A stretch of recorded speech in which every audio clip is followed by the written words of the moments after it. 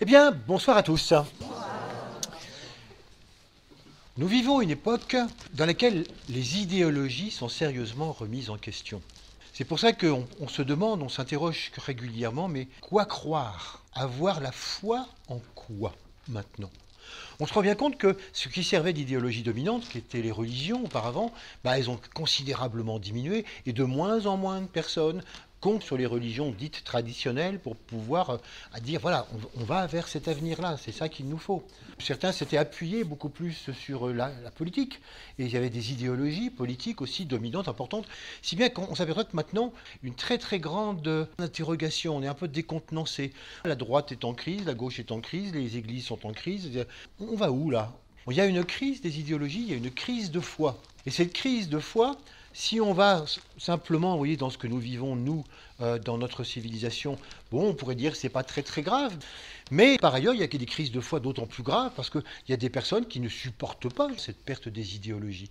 Par conséquent, que ce soit dans des partis politiques ou bien que ce soit à travers des religions, des comportements religieux, il est évident qu'à partir de là, il y a des crises de foi qui riment avec effroi. Il y a des gens qui ne doutent absolument pas, qui ne sont pas apparemment pas du tout en crise d'idéologie et qui imposent un certain effroi. Donc soit dans un domaine politique, je pense à certains États dans lesquels on n'a pas le droit de ne pas croire à la ligne de l'État, ou bien donc à certaines religions où là aussi la ligne est obligatoire.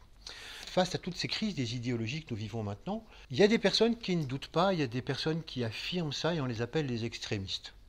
C'est pour ça que ce soir, avec foi et effroi, nous essayons de voir cette crise des extrémismes telle que nous la vivons en ce moment à différents niveaux, plus ou moins dramatiques.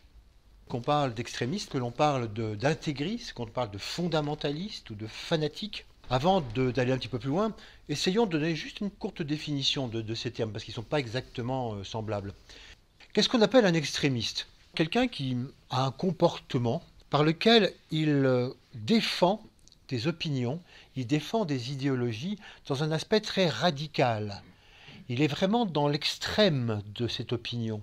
Et il cherche à mettre en place absolument cette opinion dans l'aspect qui lui convient le mieux. Ce qui caractérise le mieux un extrémiste, c'est la plupart du temps tout un dogmatisme. Il y a très peu de possibilités de discussion, voire pas du tout de discussion. C'est comme ça, et puis c'est pas autrement. Et donc c'est rempli de dogmes, d'obligations, d'idées toutes faites ou d'idées reconstruites éventuellement. Mais voilà, on ne peut pas dépasser ça. Ça, c'est ce qu'on appelle l'extrémisme. Naturellement, quand on parle d'extrémistes, vu ce qui se passe à l'heure actuelle, on a tout de suite un petit peu dans la tête l'image de gens qui se feraient sauter ou de terroristes. Mais il ne faut pas confondre terroristes et extrémistes. On va trouver des extrémistes à peu près partout, dans toutes les sphères de notre société. Puisque finalement, un extrémiste, c'est quelqu'un qui est absolument persuadé d'avoir raison et ça ne se discute pas. On va trouver naturellement des extrémistes dans le domaine des religions, on va trouver des extrémistes naturellement dans le domaine de la politique, ça va de soi, mais dans toutes les questions de société aussi on va en trouver. Un scientifique qui ne veut pas entendre parler de la conscience et pour lequel il n'y a que la matière qui compte, c'est un extrémiste. Ou un religieux qui ne veut pas entendre parler de la matière parce que tout est conscience, c'est aussi un extrémiste. Un médecin qui ne veut pas du tout entendre parler d'autres façons de soigner que l'allopathie la plus traditionnelle, c'est une forme d'extrémisme. Un économiste qui dirait hors de l'économie ultralibérale, point de salut, pareil. Ou bien quelqu'un qui prônerait tellement l'industrie chimique et qui dirait que la seule façon de pouvoir nourrir la planète tout entière, quand on sera 10 milliards d'individus, c'est par l'agriculture la plus traditionnelle avec des produits chimiques.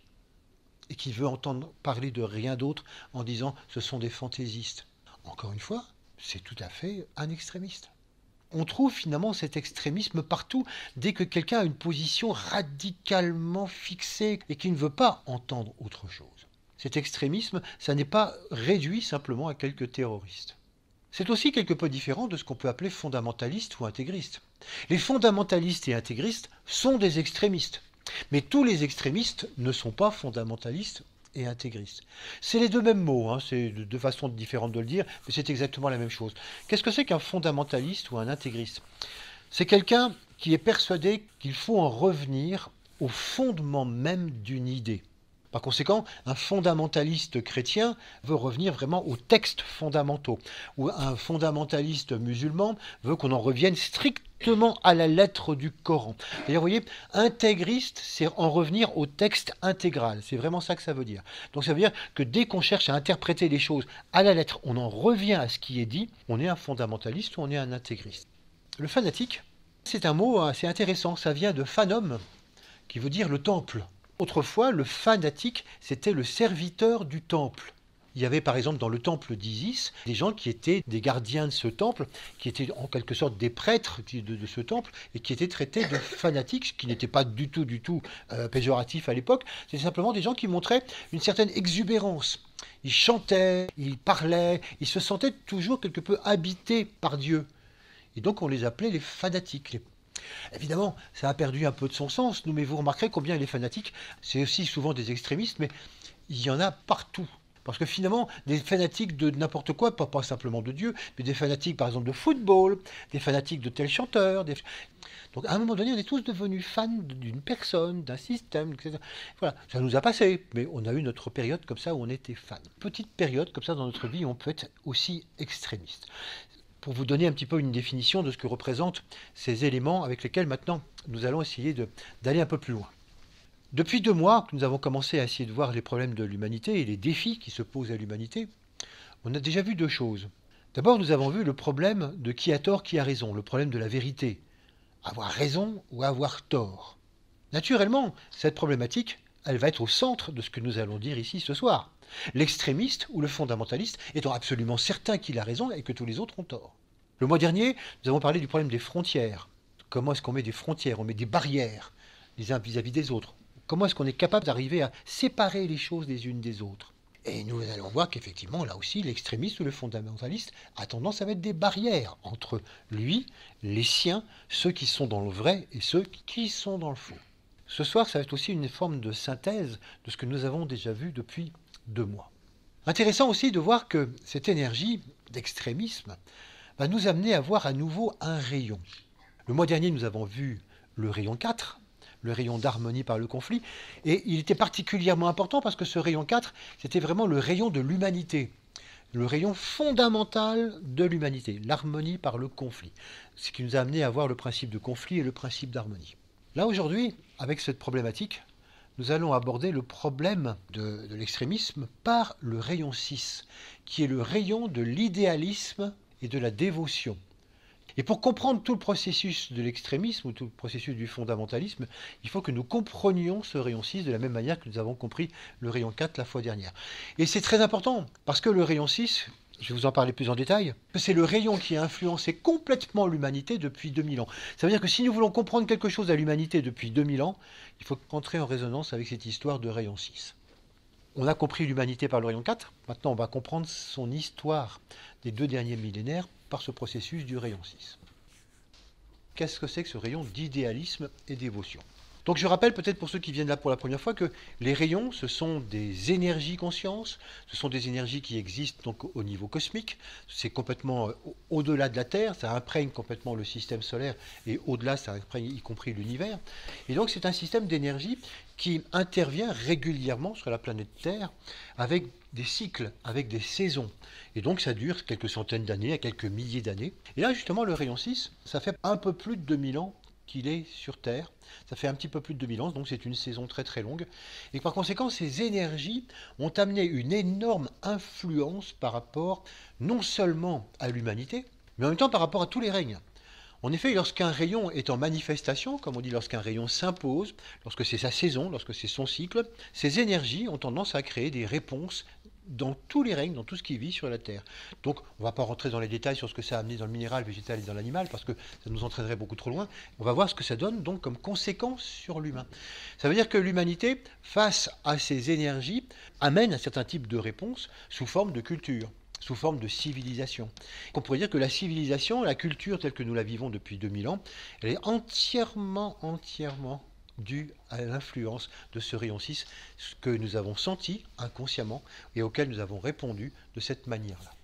C'est ce qu'on appelle, grosso modo, en ce qui nous concerne, quand on parle de l'Occident, cette fameuse civilisation judéo-chrétienne, hein, dont on entend souvent parler. Bah, en gros, c'est effectivement ça que finalement le rayon 6 a amené l'humanité à créer. Quelle est la réaction fondamentale de l'humanité à ce rayon 6? C'est une réaction très intéressante en 3 points. Tout d'abord, le rayon 6 a développé le monde des idéaux, le monde des idéologies dans l'humanité qui, il y a 2000 ans, n'en avait absolument pas. Naturellement, je reprécise tout de suite, hein, parce que quelquefois on oublie, que quand je parle de l'humanité, je parle de la masse de l'humanité. Et que dans cette masse, il y a toujours eu des grands maîtres, des grands sages, des Platon, des Socrates ou des grands prêtres égyptiens ou des gens de tout temps, de toute époque, qui ont été naturellement très très en avance sur la masse et qui servaient de guide et qui servaient de leader. Ces gens-là, donc, généralement, quand je parle d'une manière globale, je ne les comprends pas. Eux, ils sont véritablement en avance. Je dis ça parce que, pour vous montrer qu'il y a 2000 ans, personne n'avait d'idéaux, sauf ces grands êtres. Il suffit de reprendre, par exemple, les idéaux que nous connaissons, nous, traditionnellement. Liberté. Ben non, les gens se sentaient absolument enchaînés là où ils étaient, même sans être esclaves. Ils étaient enchaînés à leur terre, à leur société, à leur village. La notion de liberté n'existait pas telle que nous on la comprend.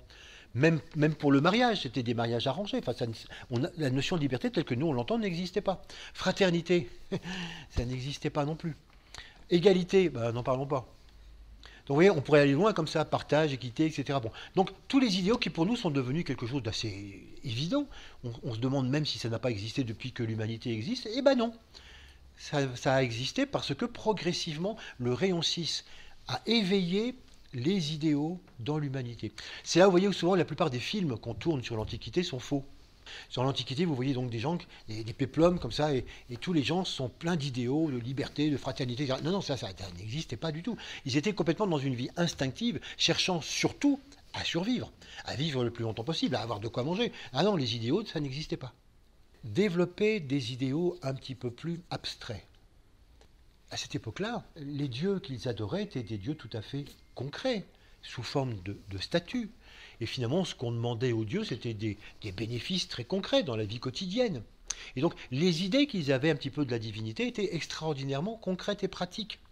Et donc, tout le travail du rayon 6, c'était de réussir à amener l'humanité progressivement à aller un petit peu plus vers l'abstrait. Deuxième système du rayon 6. Rendre l'humanité de plus en plus sensible à l'abstraction. Et donc, à avoir une idée divine qui sorte complètement de la représentation. Une idée de Dieu abstraite, un Dieu qui existerait sans qu'on puisse le nommer, sans qu'on puisse le définir, sans qu'on puisse réussir à lui mettre une statue. Voilà, un Dieu comme ça. C'était entièrement impossible il y a 2000 ans. Le rayon 6 l'a rendu possible. Ce facteur d'abstraction, d'ailleurs, c'est ce qui a amené aussi l'humanité progressivement à se poser de plus en plus de questions. Pourquoi? Qui sommes-nous? Où allons-nous? Qu'est-ce qui se passe? Donc, nécessité de développer une vision, une recherche. C'est ce qui a développé, mine de rien, à partir du XVIIe siècle, toute la recherche scientifique. Donc le rayon 6, c'était l'idéal, comprendre abstraitement le monde. Pas simplement comment ça marche comme une mécanique, mais quelles sont les lois du monde. Et donc on voit comment ce rayon a éveillé comme ça à l'abstraction donc l'humanité depuis ces 2 derniers millénaires. Et enfin, on pourrait ajouter, ça a éveillé également le processus des valeurs. Avoir des valeurs. Des valeurs qui commandent notre vie. Selon quelles valeurs nous pouvons vivre, ça rejoint les idéologies, ça rejoint les idéaux, ça rejoint un petit peu l'abstraction, mais ce sont, vous voyez, ces 3 aspects fondamentaux donc à travers lesquels on a pu évoluer. Et ça s'est passé naturellement grâce aux enseignements religieux. C'est par les religions que tous ces enseignements se sont passés. Ça vous explique pourquoi, depuis 2000 ans, ce sont les religions qui ont mené l'humanité. Elles ont une importance considérable. Ça n'aura plus jamais, cette importance est terminée. C'est une époque fondamentale parce que c'est par les religions qu'on a essayé de donner à l'humanité ce principe d'abstraction. Par exemple, à travers les religions chrétiennes, c'était fabuleux d'essayer de donner à l'humanité l'idée d'un Dieu transcendant qui ne soit pas du tout concret ou sous forme d'une statue. Fabuleux de voir avec le bouddhisme l'idée de Dieu immanent. Nous sommes fondamentalement une âme, nous sommes fondamentalement divins. Les religions, depuis 2000 ans, nous ont amené progressivement à percevoir donc ces aspects-là, ces aspects supérieurs. Comment est-ce que ce rayon 6 travaille? Par quels moyens? Qu'est-ce qu'il a atteint au sein de l'humanité? Ce rayon 6, il travaille par analogie sur le 6e plan. Le 6e plan de l'être humain qui est le plan émotionnel, le plan des désirs, le plan affectif.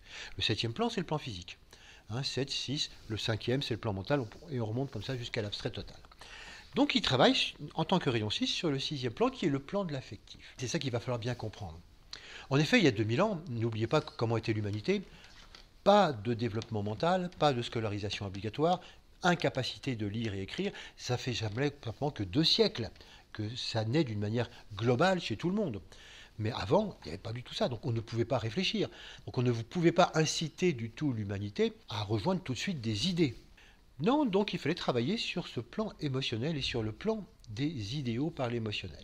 Profitons-en pour essayer de voir un petit peu la différence entre le monde des idées et le monde des idéaux, parce que c'est là une confusion extrêmement courante, et c'est très important, vous allez le voir tout à l'heure, très important de faire la différence entre une idée et un idéal. Une idée, c'est ce qu'on pourrait appeler aussi un principe, c'est ce qu'on pourrait appeler aussi quelquefois des lois, c'est quelque chose qui émane vraiment des niveaux les plus abstraits. C'est ce sur quoi travaillent les philosophes, c'est ce sur quoi travaillent les scientifiques. Quelles sont les idées à l'origine du monde ? Et vous savez que quand une idée finit par se manifester, selon le vieil adage de Victor Hugo, rien n'est plus fort qu'une idée dont le temps est venu, une idée finit par descendre et se manifeste, et c'est ce qu'on appelle donc une idole. On a donc finalement, entre l'idée sur le plan mental et l'idole, qui est sur le plan physique, voilà, on a une manifestation de l'un vers l'autre.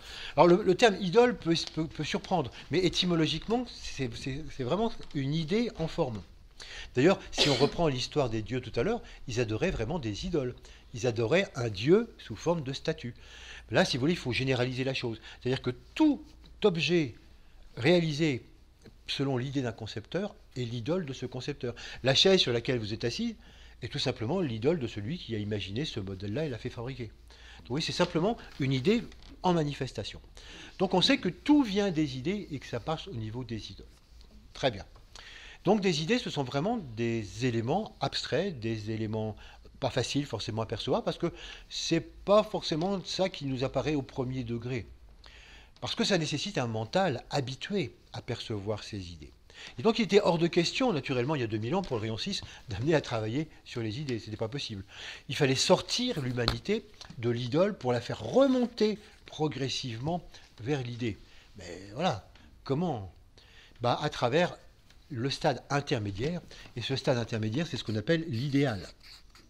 L'idéal, c'est le moment où une idée, si on va dans le sens de la descente, lorsqu'une idée, qui est quelque peu froide, abstraite, descend sur le plan émotionnel et provoque des réactions émotionnelles chez les gens pour cette idée, contre cette idée. Ah oui, j'adore cette idée, enthousiasme par rapport à l'idée, méfiant par rapport à cette idée, vous voyez. C'est le moment où on perd complètement de vue l'idée dans son côté mathématique, dans son côté loi, pour devenir quelque chose qui fait partie maintenant de nos envies, de nos désirs, de nos affects et de nos réactions émotionnelles. Il est bien évident que c'est le premier stade quand on cherche à remonter de l'idole, quand le rayon 6 a entrepris finalement son influence, ça agit sur le corps émotionnel de la population, l'amenant progressivement à trouver justement l'idéal, le monde des idéaux. Quelle différence, pour donner un exemple peut-être un petit peu plus pratique, entre une idée et un idéal ? Par exemple, si on prend l'idée de liberté,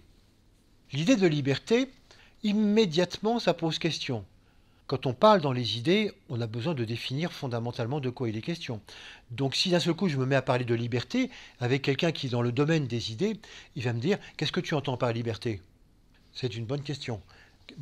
J'entends la liberté de pouvoir faire ce qu'on veut, etc.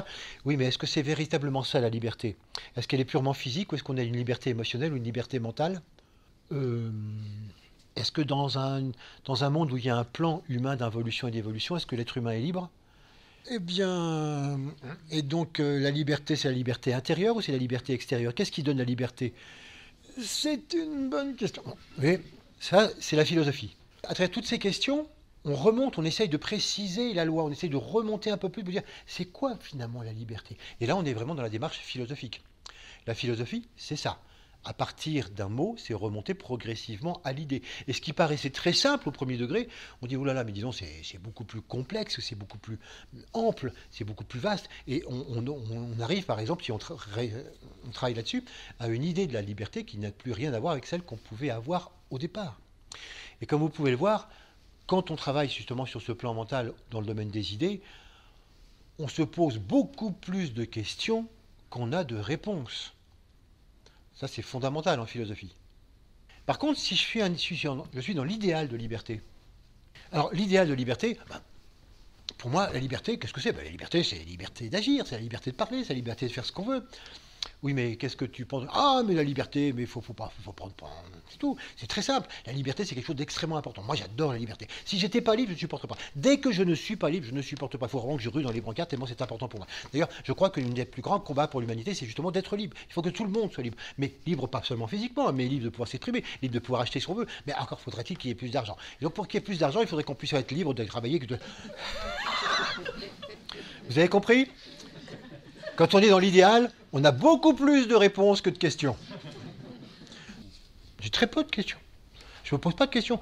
La liberté, j'aime. Vous voyez, tout de suite, je réagis émotionnellement à un concept. J'aime. Ça pourrait être n'importe quel concept où j'aime pas, où je déteste. Oui, mais la liberté comme ceci, mais pas comme cela. Bref, l'idéal, c'est l'interprétation personnelle et individuelle d'une idée. Et comme on est tous, vous remarquerez, on est tous très très différents sur le plan émotionnel, on a tous des goûts, on a tous des histoires complètement différentes, il est bien évident que les idéaux vont être tous fondamentalement différents, alors qu'il peut y avoir une certaine unité du point de vue de l'idée. On pourrait représenter ça, vous voyez, un petit peu comme un triangle, enfin, ou comme, c'est-à-dire qu'en haut, il y a vraiment l'idée, puis plus on descend dans les idéaux, plus il y a une infinité d'idéaux correspondant à une seule et même idée. Mais on ne peut pas aboutir à l'idée en remontant directement de l'idole, il faut passer par les idéaux, et c'est exactement ce qu'a fait donc ce rayon 6. L'humanité a réagi à l'énergie du rayon 6 en développant en elle ces idéaux, tels que je vous l'ai décrit tout à l'heure, développant des valeurs, et développant justement ce goût progressif à l'abstraction, qui naturellement ne va pas s'arrêter, et amène aux idées, comme certains ont pu le faire, en devenant des scientifiques ou des philosophes. Donc c'est un mouvement qu'on continue de développer, et qui nous sort justement simplement du pragmatique uniquement, ou de simplement d'être dans le concret, dans le matérialisme, et donc arriver à relever notre regard vers le haut et aspirer complètement à d'autres choses. Mais le problème, c'est que ce rayon 6 amène des idéaux, comme je viens de vous l'expliquer, sur le plan émotionnel, sur le plan du désir. C'est une véritable transmutation du désir qui est proposée. Mais cette transmutation du désir, c'est très bien, mais ça ne reste pas moins un désir, ça ne reste pas moins un affect. Donc c'est quelque chose qui est très très puissant. C'est quelque chose auquel je vais me dévouer.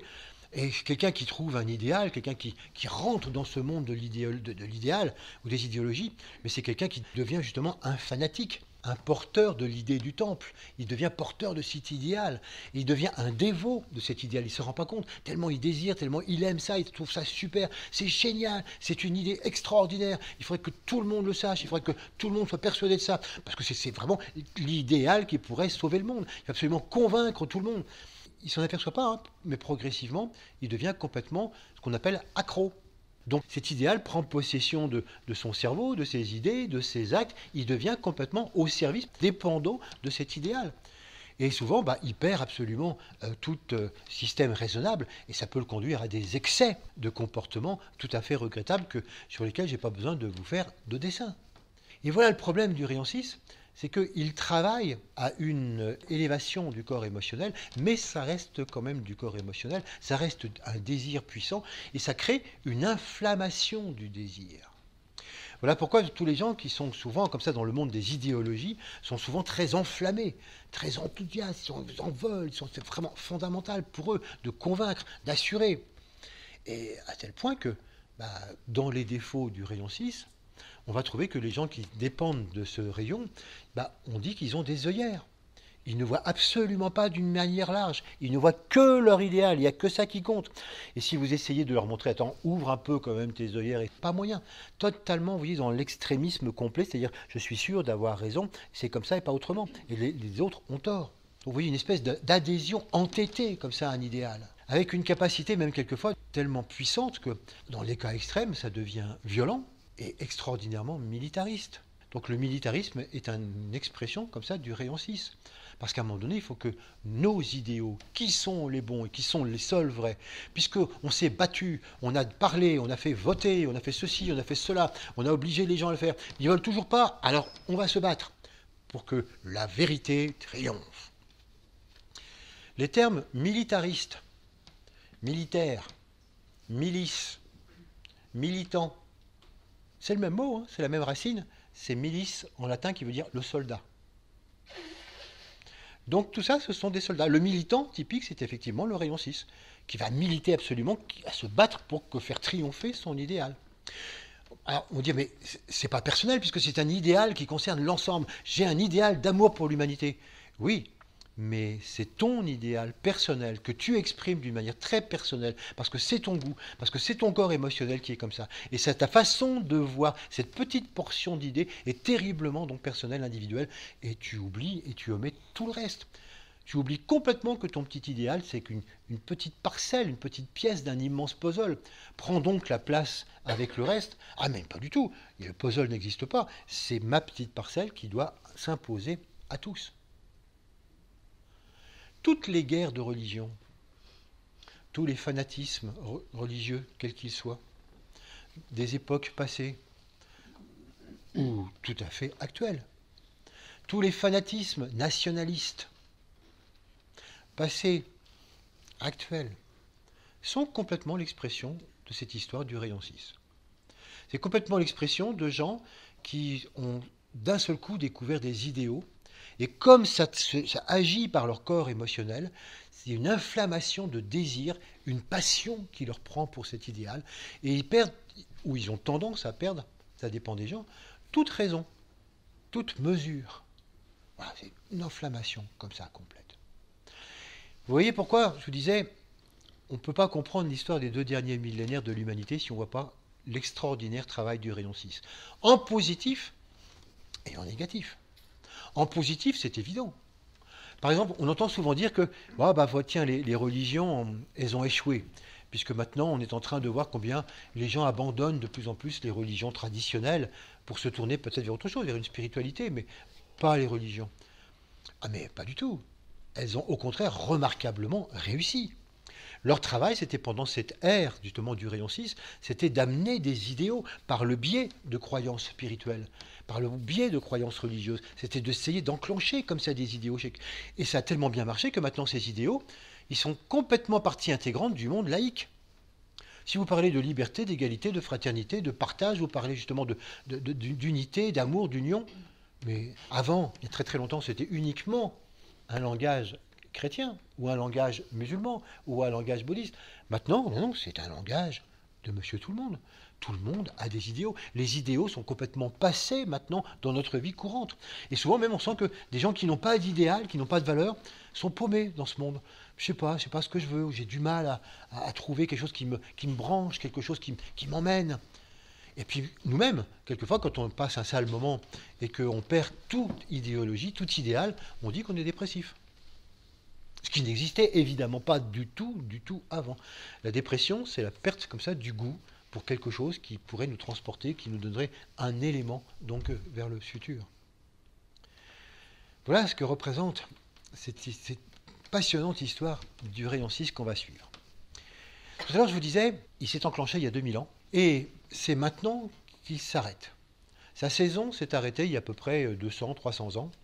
Naturellement, ça ne s'arrête pas du jour au lendemain, c'est un fondu enchaîné très très lent. Et donc on a encore peut-être les dernières lueurs du rayon 6 dans nos civilisations, mais on peut considérer maintenant que c'est terminé. Il n'est plus là, ça n'est plus sa saison. Un autre rayon, le rayon 7, on aura l'occasion d'en parler, a pris donc sa succession, et donc maintenant c'est une autre civilisation. Par conséquent, c'est certain qu'on pourrait dire, tout ce à quoi donnait naissance cette énergie de rayon, ça va s'effondrer, c'est terminé, puisque on n'en parle plus, ça n'est plus cette énergie. Mission accomplie. Merci au rayon 6, il y a tout ce qu'il a suscité, tout ce qu'il a pu créer, comment l'humanité a réussi à réagir, à construire tellement de choses, à profiter de cette énergie pour pouvoir avancer. Mais maintenant, on passe à autre chose. On pourrait dire, si on passe à autre chose, si effectivement ça fait un fondu enchaîné depuis 300 ans, on peut quand même s'interroger sur la résurgence puissante justement des extrémismes. Justement le problème de ce soir. Comment se fait-il que d'un seul coup on retrouve des extrémismes chez des musulmans, chez des chrétiens, on retrouve des extrémismes en politique, etc., chez des nationalistes, puisque c'est censé justement partir, c'est censé disparaître. On a au contraire l'impression qu'il a presque doublé de volume ce rayon 6. Et ça c'est aussi très très important à comprendre ce processus parce que ça existe pour tous les rayons. Et on aura l'occasion d'en reparler pour d'autres. C'est ce qu'on appelle le processus de cristallisation. Quand un rayon se retire, quand ça n'est plus sa saison, toute l'énergie qui nourrissait des structures, des civilisations, des cultures, eh bien, toute cette énergie s'en va. Et que deviennent ces structures? Eh bien, ces structures, elles sont d'un seul coup comme vides de sens. Elles n'ont plus quelque chose pour les porter intérieurement. Et donc, elles sentent bien que leur temps est venu, qu'elles vont disparaître, qu'elles vont s'effondrer, qu'elles vont devenir comme du cristal, extrêmement dur, rigide, mais en même temps extrêmement fragile. C'est exactement comme l'URSS. L'URSS, la Russie était une nation rayon 6, on reverra ça plus tard, et on a bien vu le grand processus de cristallisation, comment l'URSS s'est cristallisé petit à petit, puis tout d'un seul coup, alors qu'on croyait que le mur de Berlin allait durer on ne sait pas combien de temps, ça s'est effondré en une nuit. C'est ça le processus de cristallisation. Toutes les personnes qui vivent encore sur ces idéaux, tant au niveau politique, au niveau religieux, qu'au niveau sociétal, tous les domaines que j'ai cités tout à l'heure, partout où il y a des extrémistes, tous ces gens-là sont les héritiers de 2000 ans d'évolution. Cette fameuse civilisation judéo-chrétienne dont on nous parle tant. Et tous ces gens-là disent, mais c'est ça notre civilisation. Et ont du mal à admettre que c'était ça, notre civilisation. Et que le rayon 6 se retirant, maintenant toute cette civilisation va s'effondrer pour donner naissance à une autre civilisation. Comme ça s'est toujours passé dans l'histoire de l'humanité. Mais eux disent, ah non, non, non, non, non, non, non, non, non, non, non, non, pas question de ça. Il faut absolument que ces valeurs qui sont les nôtres, qui sont notre culture, qui sont ce que l'on est, il faut absolument que ces valeurs existent complètement et soient de plus en plus fortes. Il faut absolument que ce soit ça et qu'on les défende. Alors, ils vont devenir des défenseurs encore plus accrochés, on pourrait dire, à ces valeurs qu'ils ne pouvaient l'être auparavant. C'est là qu'on devient ce qu'on appelle un fondamentaliste, un intégriste. Ça veut dire que l'idée, et ça se comprend bien, c'est de dire, mais puisque finalement, dans ce monde moderne, cette ancienne culture, cette ancienne civilisation, toutes ces valeurs que nous avons vécues, sont en train de se diluer, il faudrait faire un grand pas en arrière et en revenir sur les fondements qui étaient les nôtres il y a encore quelques siècles. Il faut qu'on redéfinisse les choses. Il faut qu'on réinterprète les Écritures telles qu'elles étaient à l'origine.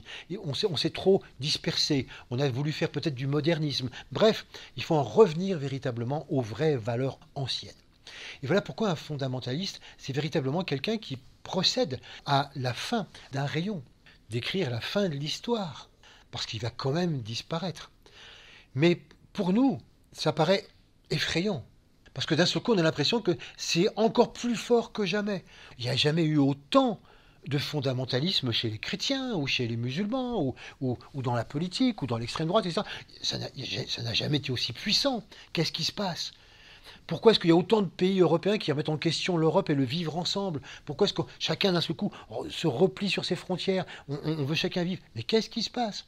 C'est un repli sur les vieilles histoires parce que le monde actuellement a peur de la nouveauté et qu'on cherche à défendre notre vieille structure et notre vieille civilisation en réaffirmant avec force les vieilles pensées. Regardez comme les intégristes et les fondamentalistes, même s'ils nous proposent quelquefois au niveau politique ou au niveau religieux un avenir, en réalité, ils sont tous extraordinairement nostalgiques du passé.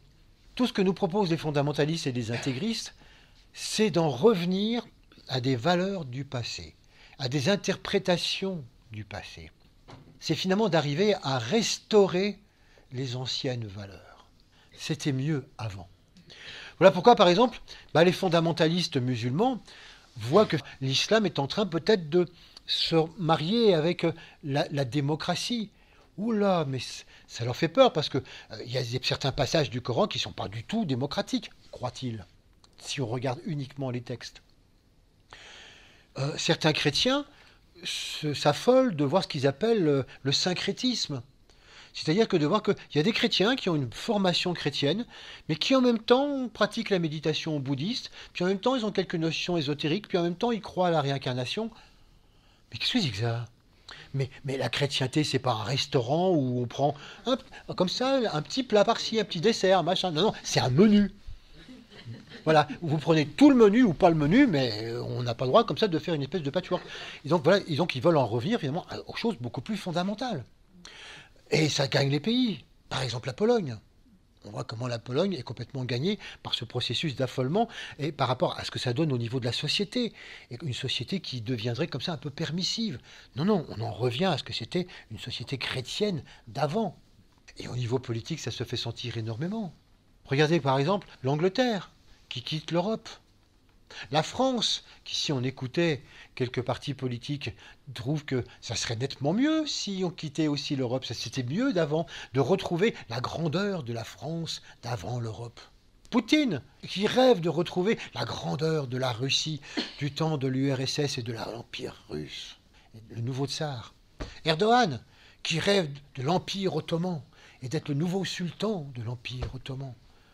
Et aux États-Unis, même chose. En revenir à la grandeur des États-Unis avant, quand on ne s'occupait que de nous, etc. On a une espèce de flambée de nostalgie des anciennes valeurs. Et on peut comprendre ces gens-là, parce que c'est vrai qu'il y a 200, 300 ans, avant que le rayon 6 ne se retire, toutes ces valeurs étaient absolument fondamentales, fondatrices, importantes, et elles étaient véritablement d'un apport réel. Il ne s'agit pas de dire maintenant c'était des valeurs bidons, ah surtout pas, c'était des valeurs fondamentales qui ont enseigné tellement de choses à l'humanité. Mais maintenant, c'est fini, on passe à autre chose, nouvelle civilisation, nouveau rayon, nouvelle pensée, et donc maintenant toutes ces valeurs, il faut les laisser joyeusement partir, tomber, et on passera à autre chose. Tous ces fondamentalistes, tous ces intégristes, ils indiquent en quelque sorte que c'est fini.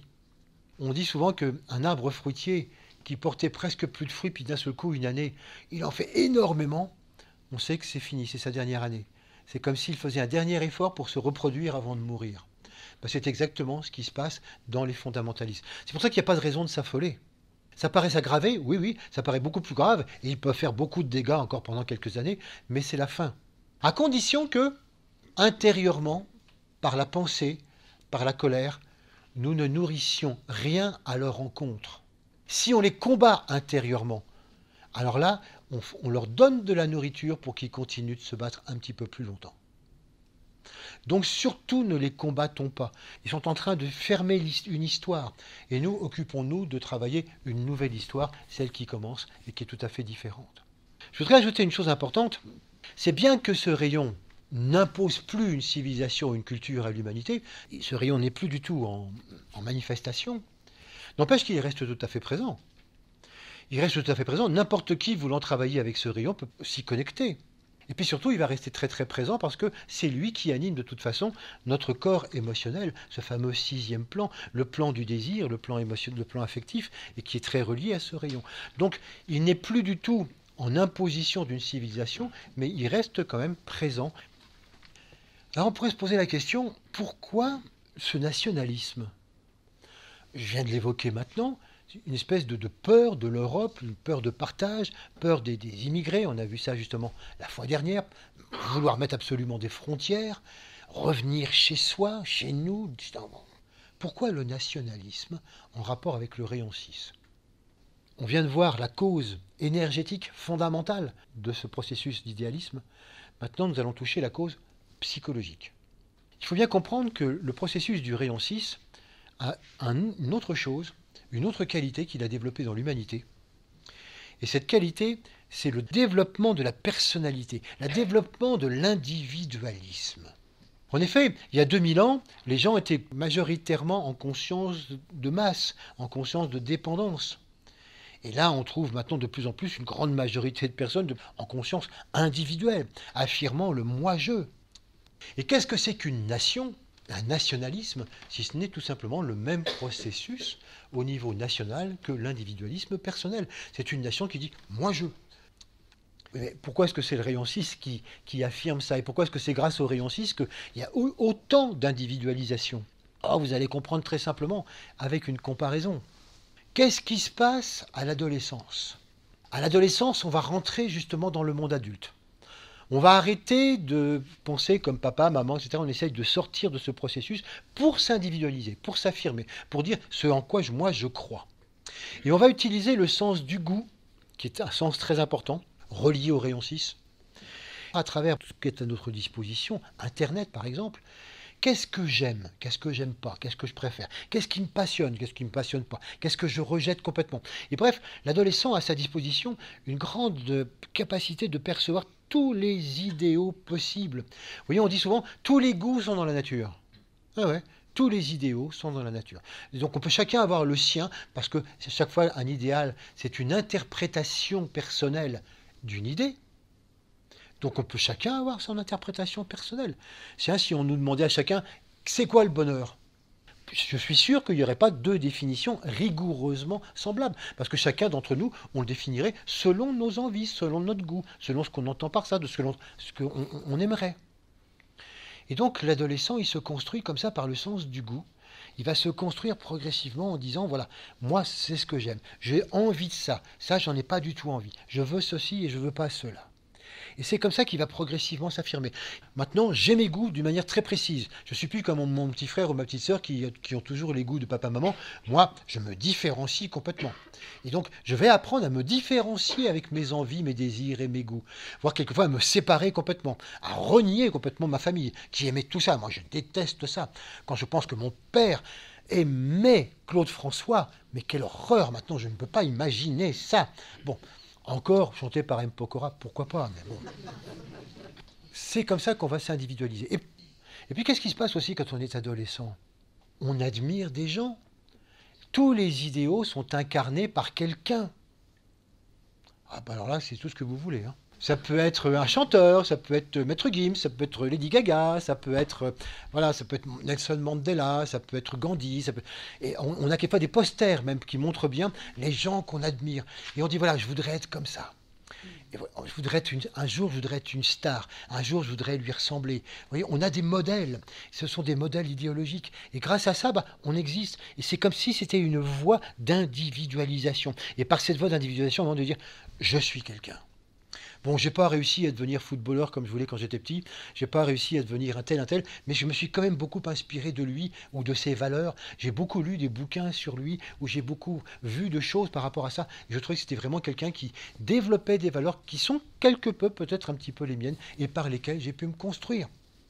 Beaucoup de professions sont nées comme ça, parce que j'ai admiré tel sportif, parce que j'ai admiré le commandant Cousteau, parce que j'ai admiré Nicolas Hulot, parce que j'ai admiré... Et d'un coup, je me suis dit, il faut absolument que je me lance moi aussi là-dedans, que je fasse quelque chose dans ce domaine-là. Vous voyez donc comment le rayon 6, par le processus donc de l'idéalisation, parce qu'on a des idoles sur les murs, par le processus du goût, eh bien, comment le rayon 6 est quelque chose qui me construit, qui m'individualise, qui fait que j'arrive à pouvoir dire je suis comme ceci, c'est d'une manière très particulière et je suis extraordinairement différent de tous les autres.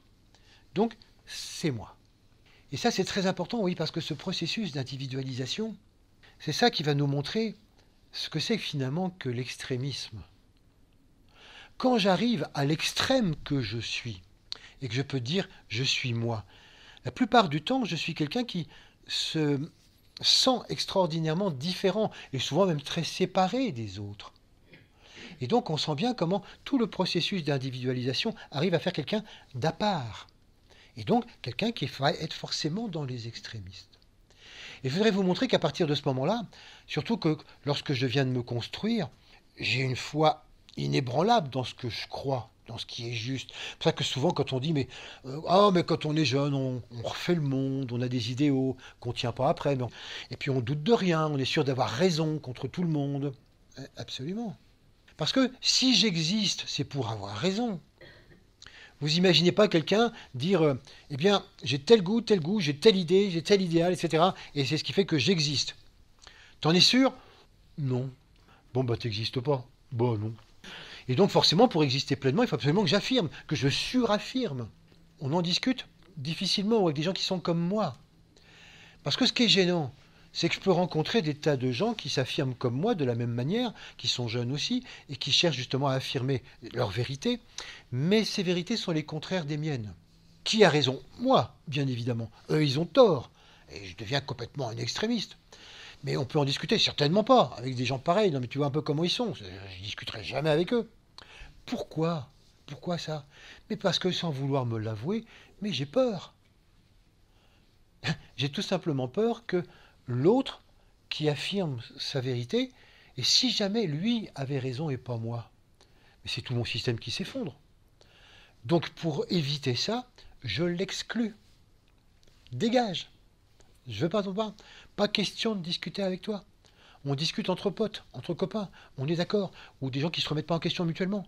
Mais toi qui risques tellement de me remettre en question, tellement t'es différent, et si jamais je m'apercevais que c'est toi qui peut-être qui a plus vrai que moi, ce serait épouvantable. Donc pour maintenir mon affirmation de moi-même, j'ai tendance effectivement à exclure les autres. Comme ça, j'existe totalement, pleinement. Vous voyez comment, dans ce processus d'individualisation, le rayon 6 joue un rôle fondamental et comment, dans l'extrémisme, on retrouve la cause psychologique essentielle, s'individualiser.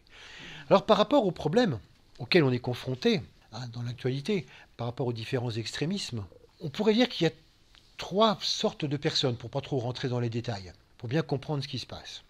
Vous avez d'abord les personnes qui ont été des idéalistes depuis très très longtemps, des personnes qui représentent bien cette civilisation qui est la nôtre et qui est en train de partir. Et ces personnes-là, ils se sont vraiment individualisés et travaillé un moi-je, une personnalité forte. Ils considèrent qu'ils sont au service de tel idéal et qu'ils mettent toute leur puissance et toute leur affirmation au service de cet idéal. C'est là où il faut se rendre compte qu'il y a une différence entre servir et se servir. Servir un idéal demande une grande abnégation, d'être complètement sorti du moi. Tant que je suis dans ce moi, il est bien évident que ce qui va apparaître de plus en plus, c'est se servir de l'idéal pour me construire. Et c'est vrai que si je peux réussir finalement à défendre cet idéal et que ça m'apporte des avantages, que ça m'apporte une position sociale, que ça m'apporte une reconnaissance, que grâce à ça je suis interviewé, que grâce à ça je suis célèbre, que grâce à ça on parle de moi, mais je vais rester dans mon idéal. Et même si quelquefois j'aurais peut-être tendance à passer à autre chose, certainement pas. C'est mon étiquette, c'est par ça que j'existe. Je suis devenu puissant, connu, célèbre par mon idéal. Et je continue de le faire.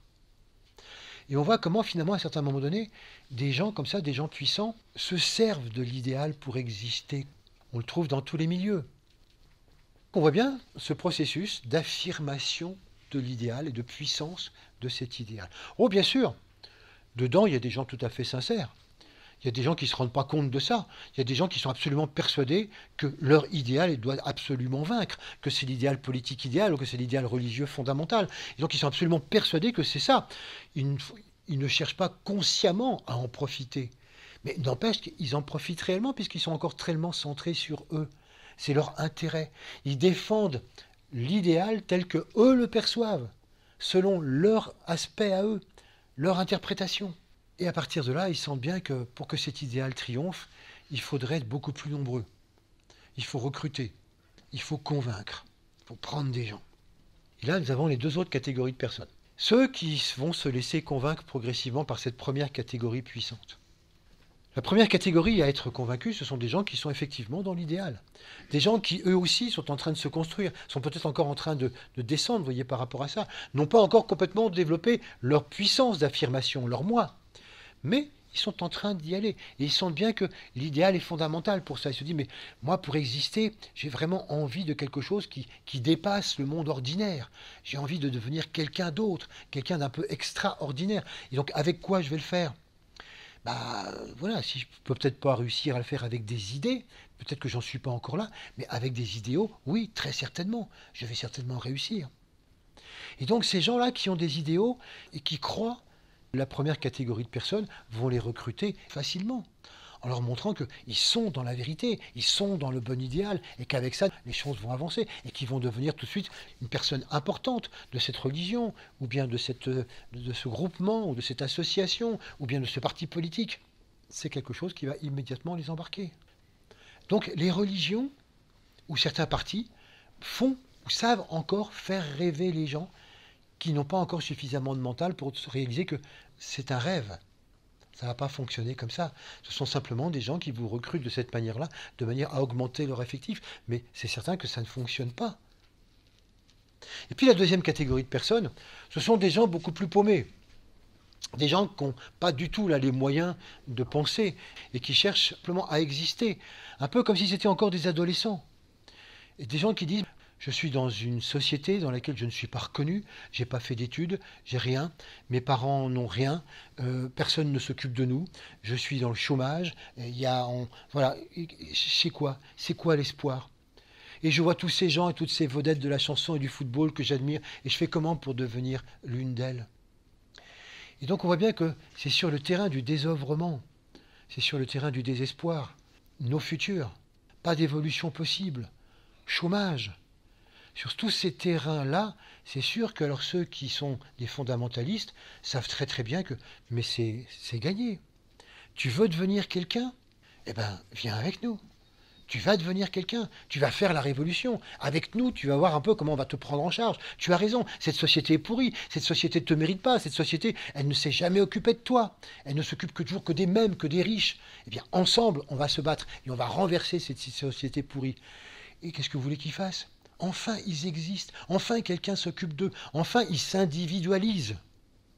Ah, mais c'est génial. Avec eux, quand ils sont perdus comme ça, tous les idéaux religieux peuvent marcher. À eux, on peut leur parler de l'élu. On peut leur parler de triompher, de changer les choses. Parce que finalement, personne ne leur a jamais parlé comme ça. Et pour la première fois, ils sentent qu'ils vont pouvoir être un héros. Un martyr peut-être, mais en tout cas un héros. Même si c'est un rêve. Ce que je voulais vous montrer par ça, parce que cette étude sociologique, bien des journalistes ont pu la faire, hein, mais ce que je voulais vous montrer simplement, c'est l'extraordinaire rôle psychologique justement du rayon 6. C'est de voir que tout le processus de cet extrémisme est complètement relié au fait d'avoir besoin d'exister, de s'affirmer. C'est relié complètement à la construction du moi. Et c'est pour ça que là aussi, on est dans une société où on est en train progressivement d'être là. On est en train donc de se développer de plus en plus fort. Et que ceux qui sont encore un peu laissés pour compte, ils ont beaucoup de mal. Et ils se disent, mais pourquoi est-ce que moi je ne réussis pas à avoir aussi, à m'affirmer, à développer telle ou telle chose? Ces gens-là, effectivement, ils vont forcément trouver quelqu'un, même si ce n'est pas forcément quelqu'un de très recommandable. Mais ils feront leurs expériences à travers ça, en passant justement par l'extrémisme. Alors on pourrait se dire, nous là, ça ne nous touche pas. Nous, on n'est pas extrémistes. Faut voir. Faut voir ça de plus près. Parce qu'effectivement, si c'est simplement faire un exposé sur ce qu'est la société, puis dire, oui, vous avez compris pourquoi il y a des fondamentalistes, pourquoi il y a des extrémistes, merci, au revoir, bonsoir, ça ne servirait strictement à rien. Ce qui est intéressant, c'est de voir où est-ce que ça nous implique. Parce que c'est là qu'on peut agir. La seule façon d'agir par rapport à une société d'extrémisme ou de fondamentalisme, c'est en soi. Est-ce qu'on est quelquefois fondamentaliste? Est-ce qu'on est quelquefois extrémiste? Oh non. Bien sûr que si. Tout le temps. Puisque l'extrémisme est relié au fait d'être personnel et intensément personnel. Chaque fois que dans ma vie, chaque fois que dans mon quotidien, j'ai envie à un moment donné d'affirmer quelque chose très fort et de dire que j'ai raison et que j'ai du mal à la discussion, même si je suis poli et que j'écoute quand même les arguments de l'autre, je m'en fous, je sais qu'il a tort. Mais je l'écoute quand même, je ne suis pas comme ça, mais voilà, mais je sais rien. De toute façon, j'ai raison. Alors, je suis forcément un extrémiste. J'ai exactement la même posture. Chaque fois, vous voyez que je suis dogmatique, chaque fois que j'essaie d'expliquer comme ça les choses, c'est comme ça parce que c'est pas autrement. Mais je suis complètement un extrémiste. Je reprends exactement les mêmes choses, les mêmes qualités, ou les mêmes défauts, comme vous voudrez. Ça arrive tout le temps, dans nos relations. D'autres facteurs sont importants. Par exemple, le facteur de groupe ou le facteur individuel. Imaginez quelqu'un qui cherche à promouvoir des idéaux politiques, d'une association, des associations, de trucs de paix, des choses pour l'humanité, des choses vraiment sympas. Voilà, il essaye vraiment de promouvoir des idéaux évolutifs pour l'ensemble. Mais c'est toujours un idéal. Si c'est un idéal, c'est toujours sur le corps émotionnel. Et tant qu'on est dans le corps émotionnel, c'est toujours un risque. On est sur la corde raide. Si je réussis à maintenir un émotionnel relativement serein, dans lequel je ne fais qu'évoquer cet idéal, je ne cherche à convaincre personne. Je dis simplement ça comme ça. On voit déjà quelqu'un qui s'est un peu décentré. Mais si à un moment donné, je sens que ça passe pas, ou que les autres m'énervent avec leurs contradictions, que ça passe pas, et que je commence un tout petit peu à m'énerver, très très léger, hein, je passe de l'autre côté du camp, c'est-à-dire que d'un seul coup, j'en fais une affaire personnelle. Et ça commence à se sentir. Et vous voyez, le nombre de fois où on fait des choses une affaire personnelle. Et on va convaincre, on va se battre, et hop, c'est foutu, je suis devenu un extrémiste. Dès que je sors de cette présentation globale et que j'en fais une affaire personnelle, même si ça se voit peu, je deviens un extrémiste. Deuxième élément aussi important, toujours par rapport à ce processus associatif, les moments où, par exemple, vous allez insister très particulièrement sur la forme, sur la façon de mettre en place l'idéal. Ça, c'est là où se plantent la plupart du temps les idéalistes. Ce serait bien s'ils pouvaient en rester au niveau des idéaux, mais qu'ils en restent, vous voyez, sur un niveau évocateur. Mais souvent, plus ils descendent, plus ils veulent que ça soit bien compris, et plus ils deviennent dogmatiques, et ils vous expliquent comment il faut faire, et qu'il faut faire ceci, qu'il faut faire cela, et que ça c'est interdit, et que là il faut arrêter, et que ça suffit comme ça, et que par conséquent, il faut s'y prendre premièrement, deuxièmement, troisièmement. Plein d'idéalistes sont beaucoup plus préoccupés par les manières dont il faudrait appliquer cet idéal que par l'idéal lui-même. Et c'est là que tout leur idéal se plante. Ça devient tellement extrémiste que c'est fini, c'est terminé. On ne peut plus entendre, on ne peut plus écouter. Par exemple, c'est un des problèmes auxquels s'est confrontés les écologistes en France. L'idéal du respect de la nature, l'idéal du vivre ensemble, l'idéal d'arriver à percevoir la vie et la conscience qui existent dans tous les règnes de la nature, l'idéal consistant à tous coopérer avec ça. C'est fabuleux. Et si les écologistes nous parlaient de cet idéal, évoquaient cet idéal, il y en a qui le font. Mais il y en a d'autres qui perdent de vue complètement ça. Et de quoi ils nous parlent? Ils ne parlent que du recyclage. Attention, la poubelle verte et la poubelle comme ça. Et puis il faut arrêter de faire ceci, puis il faut arrêter de polluer. Et votre voiture, là, 4x4, et d'un seul coup, ça devient un ensemble de règles, un ensemble d'interdits, un ensemble de choses qui sont absolument inaudibles et qu'on ne peut plus écouter. Il est où l'idéal? Ah ben il n'y en a plus, terminé. Enterré dans toutes ces espèces de considérations comme ça, d'interdits, de choses qu'il faudrait faire. Alors que, non, on nous parlerait de beauté, on nous parlerait de nature, on nous éduquerait, nous et les enfants, à cet aspect-là. Voilà quelque chose qui serait intéressant. C'est ce qui s'est passé aussi au niveau des religions. Oh, il y a des religieux qui ont éduqué au niveau de la beauté, de l'amour et de l'unité. Mais il y en a tellement qui se sont perdus dans ce qu'il ne faut pas faire, le péché, les interdits, etc., que d'un seul coup, on a perdu complètement l'idéal d'amour. Vous voyez comme l'idéal se perd dans plein de pièges. Le piège du personnel. Ça, d'un seul coup, dès que ça devient personnel, ça n'est plus du tout quelque chose qui est entendable. Ça devient un extrémiste. Le piège du formalisme. Vous voyez comment finalement, on a quelquefois tendance à ne pas voir combien cet idéalisme est sur le fil du rasoir.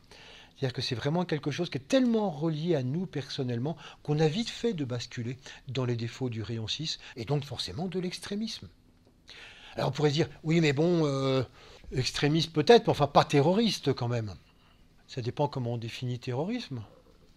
Il ne faut pas oublier quand même que si on parle de ces aspects psychologiques, comme je viens de vous le dire, c'est parce que nous pouvons agir. À chaque fois que je suis quelque peu extrémiste, je nourris par sphère énergétique interposée tous les extrémismes du monde. C'est-à-dire que je ne peux pas à la fois me plaindre de ces extrémistes et l'être moi-même. C'est fondamentalement contradictoire. Donc chaque fois que je suis extrémiste, je nourris les extrémismes du monde. Ça, il ne faut pas l'oublier. Oui, mais pas terroriste parce que pas violent. Pas violent, faut voir. Oui, je pose pas de bombes. Oui, je tue pas. Mais je fais quoi avec mes pensées? Avec mes paroles? Avec mes condamnations? Avec mes attaques? Est-ce que jamais dans une discussion je suis un petit peu violent, un peu virulent? C'est une certaine forme de terrorisme soft. Et une fois de plus, ça continue de nourrir tout ce qui se passe dans le monde. N'oubliez pas que la séparation n'existe pas. Tout est en interdépendance et ce que je fais, ce que nous faisons chacun, est en résonance automatiquement avec ce qui se passe partout dans le monde. Oui, mais fondamentaliste quand même, on ne l'est pas. Bah, ça dépend où on regarde. Quand on cherche à passer dans la méditation au contact de l'âme, quand on cherche à passer justement au contact du cœur, de cette capacité d'être en ensemble avec tout, et qu'on réalise d'un seul coup, mais si je devenais vraiment ça, si je basculais du point de vue de l'âme, tout ce que ça changerait dans ma vie, tout ce que ça bousculerait dans ma vie. Oula! Et généralement, je reviens très vite après ma méditation au fondamentalisme de la personnalité, à l'intégrisme du moi. Ça viendra un jour, j'irai tout doucement. Pour l'instant, moi. Eh oui, Vous voyez, ça dépend où on définit les choses. Mais quand on en revient et qu'on tient à notre fondamentalisme personnel par rapport au monde de l'âme, c'est une forme de fondamentalisme qui peut nourrir toutes les formes de fondamentalisme. C'est vous montrer notre implication à tout moment. On pourrait dire, mais ça va jusqu'où cette histoire? Oh, bah, dans tous les petits trucs qu'on peut vivre dans le quotidien. Dans la passion. La passion, c'est une inflammation de l'émotionnel. Et comme on l'a vu, la passion, c'est quelque chose qui est complètement personnel. On ne peut pas être passionné et de cœur. C'est antinomique. C'est un ou l'un ou l'autre. Toute passion me remet toujours dans le moi. Quand on est amoureux et qu'on est passionné, mais c'est fou. Il y a même des gens qui ont fait des chansons du style hymne à l'amour. Et si tu me le demandais, je ferais n'importe quoi. Si vous relisez les paroles de la chanson, ah ben, vous allez voir. Tout ce qu'elle pourrait faire comme bêtise si on le lui demandait, parce que ce qui compte, c'est l'amour. Donc le monde, le ciel bleu peut bien s'écrouler, que m'importe, puisqu'on s'aime. Les problèmes du monde m'en fichent complètement, puisqu'on s'aime. Si c'est pas de l'extrémisme, ça, je sais pas ce que c'est. Donc vous voyez, seul le monde, on est là, on s'aime. Et donc, passionné, c'est ça. Et donc, quand on est passionné, ben voilà, on est passionné par des tas de choses. On est toujours dans l'extrémisme complet. La compétition, la compétition, c'est aussi de l'extrémisme. Et il n'y a pas que la compétition sportive, hein, c'est la compétition intérieure. Regardez le nombre de fois où on est en compétition les uns vis-à-vis des autres, même si on ne le dit pas, même si ce n'est pas avoué, où on veut être le meilleur que l'autre. Et je vous signale que dans la compétition, il y a toujours un gagnant et tous les autres perdants. Ou éliminés. Mais dans la compétition professionnelle, vous entendez des coachs qui vous disent « Alors, tu vas rentrer sur le terrain, il faut que tu rentres avec la niaque, il faut que tu te rends compte que ton adversaire, c'est ton ennemi. Il faut absolument que tu l'abattes. » C'est pas de l'extrémisme, ça? C'est partout présent. On dit, mais on s'en sort comment? Ah ben, on s'en sort avec un processus rayon 6 qui est très intéressant. C'est ce qu'on appelle le processus de la déception. Vous savez, tout à l'heure, je vous disais, le rayon 6, on dit que c'est le rayon du fonctionnement à l'aveugle. C'est-à-dire qu'il ne voit pas les choses, il ne voit pas le monde tels qu'ils sont. Il voit le monde, il voit les gens tels qu'ils sont eux-mêmes. Et ils vont projeter ça sur le monde. Un rayon 6 qui admire quelqu'un, soit qu'il en est amoureux, soit simplement qu'il ait une admiration, dit, ah, mais telle personne, mais c'est quelqu'un d'absolument splendide, c'est une belle personne, il est extraordinaire. Vraiment une personne comme ça, on rêverait d'être avec lui. Enfin, c'est vraiment, je vais complètement l'idéaliser. Les copains qui sont à côté de moi, qui sont nettement moins rayon 6 que moi, disent non, non, non, non, il n'est pas comme ça du tout. Non, non, si tu le connaissais d'un peu plus près, tu t'apercevrais qu'il a ses défauts comme tout le monde. Ah mais non, je suis sûr que c'est quelqu'un d'absolument fantastique et qu'on peut lui faire confiance. Moi, je voudrais vivre avec cette personne, ce serait fabuleux. Et en plus, il le fait. Et alors, au bout d'un certain temps, les yeux vont s'ouvrir. Vous savez, c'est sa fameuse phrase qui dit que l'amour rend aveugle, mais que le mariage rend la vue. En vrai, c'est pas le mariage qui rend la vue, c'est simplement les années. Les années passant, d'un seul coup, on arrête de projeter. Mais comment qu'il est? Mais c'est épouvantable. Mais comment est-ce que l'autre est devenu? Parce que oui, il ne me vient pas du tout à l'idée qu'il était comme ça dès le départ. Jamais. Mais comment il est devenu? Mais comment il a pu changer? Mais c'était épouvantable. En quelques années, voilà, c'est devenu vraiment quelqu'un de lamentable. Et là, les copains qui sont là, mais on te l'avait dit, hein? Ah non, non, non, ah, mais on te l'avait dit dès le départ. Il a toujours été comme ça, puis tu ne voulais pas le voir. Mais il a toujours été comme ça. Ah, mais je ne veux pas le croire. Eh oui, le rayon 6 est toujours confronté à ce qu'on appelle la déception. Il est toujours déçu, parce que finalement, il trouve pas du tout ce qu'il attendait, puisque c'est uniquement ce qu'il a projeté. L'autre n'est jamais ce qu'il attend. La situation n'est jamais telle qu'il l'aperçoit. C'est une projection pure. Et même dans des cas beaucoup plus prononcés, le rayon 6, il est complètement confronté à ce qu'il en appelle la trahison. Ah non, mais je suis dégoûté. Non, mais j'étais trahi, là. Là, moi, j'estime que devenir comme ça, c'est une certaine forme de trahison.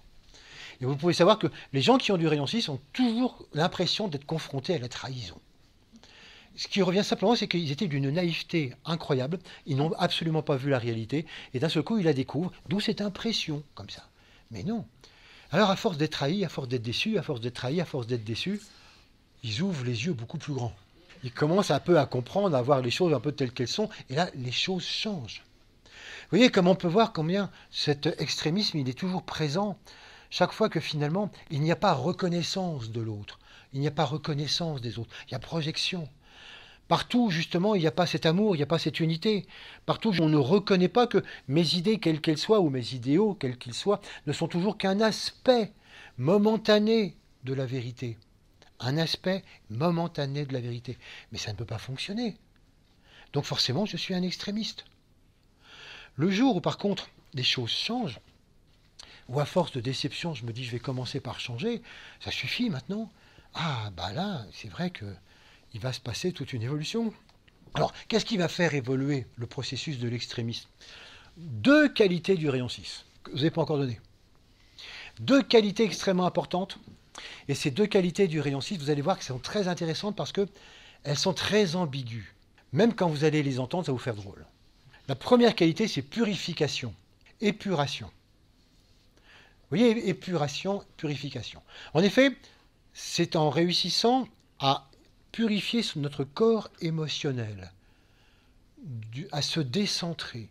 C'est en cherchant progressivement à cultiver de plus en plus, c'est encore du rayon 6, des idéaux plus abstraits, plus impersonnels, des idéaux qui rejoignent la globalité, qui rejoignent l'ensemble.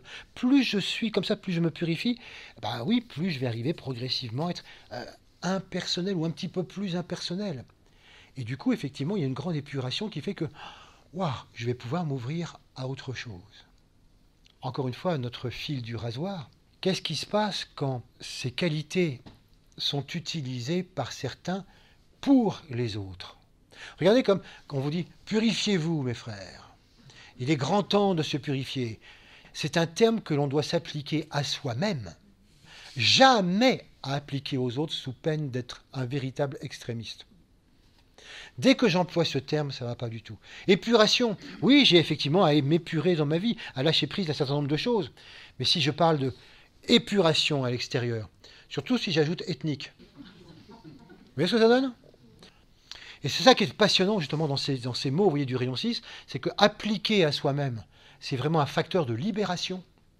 Appliquer aux autres, c'est tout simplement l'horreur de nos derniers siècles. Le deuxième mot, c'est le mot sacrifice. On sent bien là tout de suite le mot sacrifice. En effet, le rayon 6 nous dit que pour arriver progressivement à évoluer, il faut que nous comprenions l'idée du sacrifice intérieur qui fait que plus on va s'élever, plus on va comprendre combien il faut sacrifier des idéaux inférieurs pour aller vers des idéaux supérieurs. Combien il va falloir mettre en place tout un système de renoncement. Combien il va falloir renoncer à des petites tendances que j'avais personnellement si je veux être un petit peu en cohérence avec tel idéal que je commence à percevoir. Dans mon quotidien, j'ai tel comportement, je viens de contacter un idéal qui me paraît important à mettre en place dans ma vie, mais si je continue à me comporter comme ça, c'est incohérent. Personne n'a à m'imposer quoi que ce soit. C'est à moi d'effectuer les sacrifices nécessaires, d'effectuer les renoncements nécessaires. Au moment où ça me paraît cohérent, au moment où je me sens prêt. Il ne s'agit pas jamais de dire « bon, puisque c'est ça, je renonce à tout pour mon idéal ». C'est encore un extrémisme.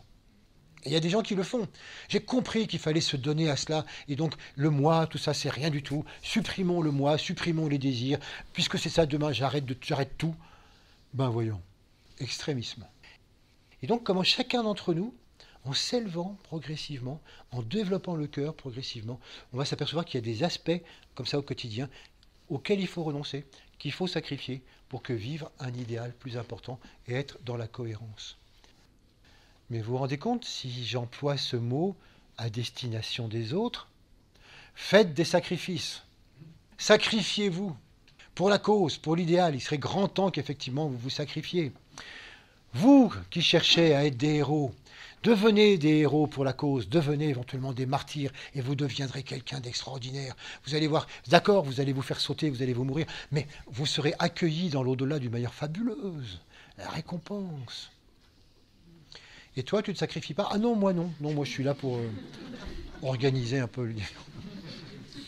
Purification, épuration, sacrifice, c'est vraiment deux mots intéressants parce qu'on voit comment à travers ces mots, avec le rayon 6, très lentement, progressivement, on arrive à passer à autre chose. Et c'est là où on peut reprendre notre sens du goût dont on parlait tout à l'heure. Le sens du goût, Si vous avez déjà entendu d'autres conférences, vous savez qu'ils sont tous extraordinairement importants et que ce sont des moyens d'évolution fondamentaux. Le sens du goût au niveau physique nous donne simplement l'idée de qu'est-ce qui est bon pour moi, ce que je mange. Au niveau émotionnel, c'est ce qui nous donne le sens des idéaux. Quels sont les idéaux qui sont bons pour moi, quels sont ceux qui ne sont pas bons? Et donc je vais prendre ceux qui me paraissent bons et je vais rejeter ce qui ne me paraît pas bon. Ok, c'est ce dont nous avons parlé tout à l'heure à propos des adolescents. Mais si je monte le goût sur le plan mental, sur le plan des idées, alors là, on arrive à une qualité fondamentale qu'on appelle le discernement. Le goût mène au discernement. Ça veut dire que là, je ne cherche plus tout simplement à m'emballer, à m'enflammer pour tel ou tel idéal. Je vais commencer par discerner parmi tous les idéaux, ce que j'ai pratiqué, ce que pratiquent les autres, tout ce qui est bien comme ça, en disant, mais parmi tous ces idéaux, quel est l'idéal vraiment utile pour tous? Quel est l'idéal le plus global? Qu'est-ce qui ferait du bien à l'ensemble? Quel est l'idéal qui ferait l'unanimité? Quel est l'idéal qui ferait qu'on arrêtait de se battre parce que tous les idéaux sont en conflit les uns avec les autres? Y aurait-il un idéal suprême qui ferait qu'on arrêterait d'être en conflit les uns avec les autres? Eh bien, je cherche à discerner ça avec mon sens du goût. Et quand je le trouve, sur quoi je tombe? Une idée. Je viens de remonter de l'idéal à l'idée. En effet, tant que nous sommes dans les idéaux, nous sommes forcément tous en compétition les uns avec les autres, parce que nous interprétons donc les idéaux de manière extraordinairement différente et personnelle. Mais dans le monde des idées, il n'y a pas de combat. Les scientifiques sont absolument tous d'accord et unanimement pour toutes les idées fondamentales. Et quelle que soit leur religion, quelle que soit leur appartenance nationale, ils sont tous d'accord sur les idées. Même par exemple, tous les pays ont signé par rapport à une idée telle que les hommes naissent libres et égaux en dignité et en droit. Ils sont doués de raison, de conscience et doivent vivre les uns avec les autres avec fraternité. Tous les peuples du monde ont signé. Oh, ça ne veut pas dire que c'est mis en place, parce que c'est une idée fondamentale. Et cette idée, quand elle descend sur le plan émotionnel, chacun l'interprète. Bon, libre et égaux, ça dépend. Il y en a qui sont plus libres, qui sont plus égaux. Moi, ce qui m'intéresse plus, c'est la fraternité.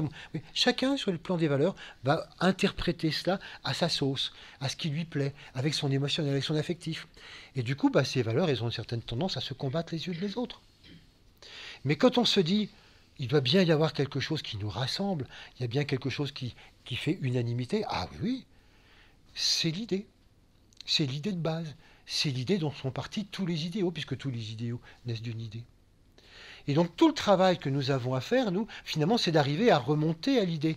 Si nous restons dans les idéaux, on peut faire un travail d'épuration, on peut faire un travail qui consiste, par exemple, à chercher des idéaux qui concernent de plus en plus de personnes, des idéaux d'ensemble, des idéaux de globalité, des idéaux qui concernent véritablement un monde nouveau, et qu'on chercherait à défendre le plus impersonnellement possible, sans critiquer qui que ce soit.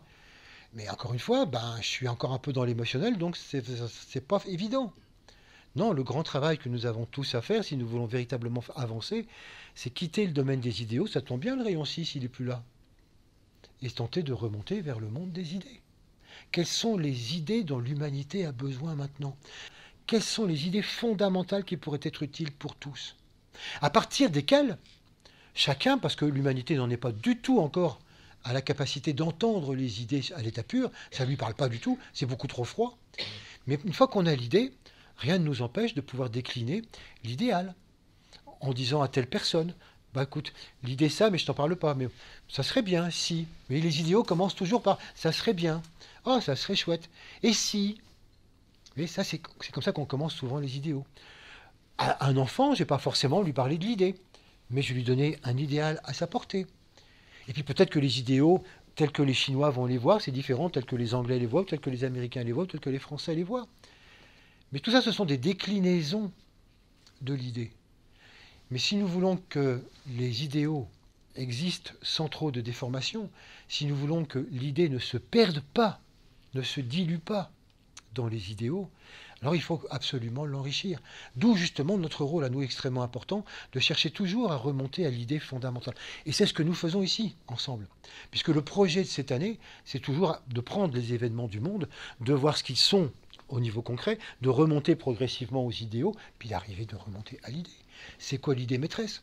On a vu aujourd'hui, le fondement même de l'extrémisme, c'est une énergie de rayon, c'est surtout une énergie psychologique d'affirmation de soi, et comment tout ceci nous amène progressivement à dire, mais à l'origine, il y a des idées. Et si nous travaillons tous à l'idée, plutôt que de travailler dans les idéaux. Vaste programme. Je vous propose de méditer là-dessus.